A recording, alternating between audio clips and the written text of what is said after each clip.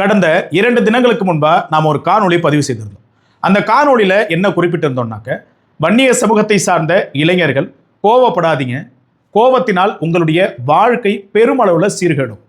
அந்த கோவத்திற்கு மாறாக உங்களுடைய கோவத்தை இலக்கில் வையுங்கள், கல்வியிலே, வேலைவாய்ப்பிலே, விளையாட்டுத்துறையிலே உங்களுடைய நாட்டத்தை செலுத்துங்க அப்படின்னு சொல்லிட்டு ஒரு காணொலி போட்டிருந்தோம். அந்த காணொலியை பார்த்துட்டு ஒரு தம்பி கால் பண்ணியிருந்தாப்புல. கால் பண்ணி, அண்ணா கோவம் வந்து நம்ம கூடயே பிறந்ததுண்ணே, கோவப்படாமலாம் இருக்க முடியாதுண்ணே, கோவப்படலன்னா நம்மளை வந்து கோழைன்னு சொல்லுவாங்க. அது அந்த தம்பி வேற மாதிரி சொன்னாப்ல. அந்த வார்த்தையை பொதுத்தளத்தில் நம்ம பயன்படுத்த முடியாது, நம்மளை கோழைன்னு சொல்லுவாங்க.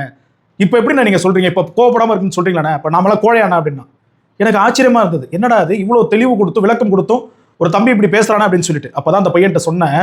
அந்த பையன்ட்ட மட்டும் இல்லை, இந்த காணொலி பார்க்கக்கூடிய உங்களுக்குமான பதில் அதுதான். கோவம் எல்லாரும் படலாம், ஆனால் கோபம் வரக்கூடிய தருணத்திலையும் யார் அமைதியாக இருந்து பொறுமையாக தன்னுடைய இலக்கை நோக்கி செல்றாங்களோ அவங்க தான் உண்மையான வெற்றியாளர்கள். இப்போ சொல்லுங்க, கோழையாக இருக்கணும்னு விரும்புறீங்களா, வெற்றியாளர்களாக இருக்கணும்னு விரும்புறீங்களா? எந்த இடத்துல எதை செய்யணுமோ அதை தான் செய்யணும்.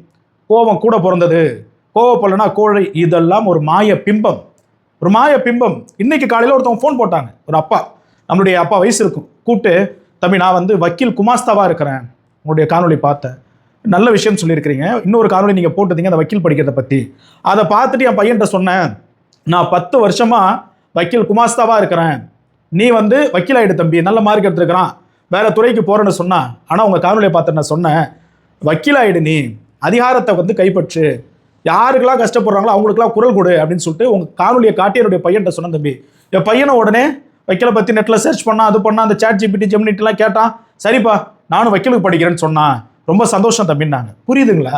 இங்கே எது தெரியுமா கோபம்?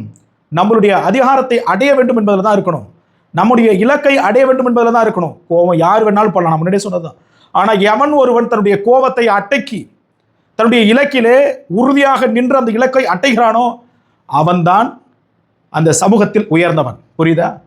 வன்னியர்னா கோவப்படணும், ஆத்திரப்படணும், அருவாள் எடுக்கணும், அதெல்லாம் கிடையாது, அதெல்லாம் கிடையாது. பேனாவை எடுங்க, பேனாவுடைய ஆயுதம் இருக்குது, அது ஒரு ஆயுதம். பேனாவுடைய கூர் இருக்குதுல்ல, அந்த கூர் முனை உங்கள் வாழ்க்கையை மாற்றி அமைக்கும்.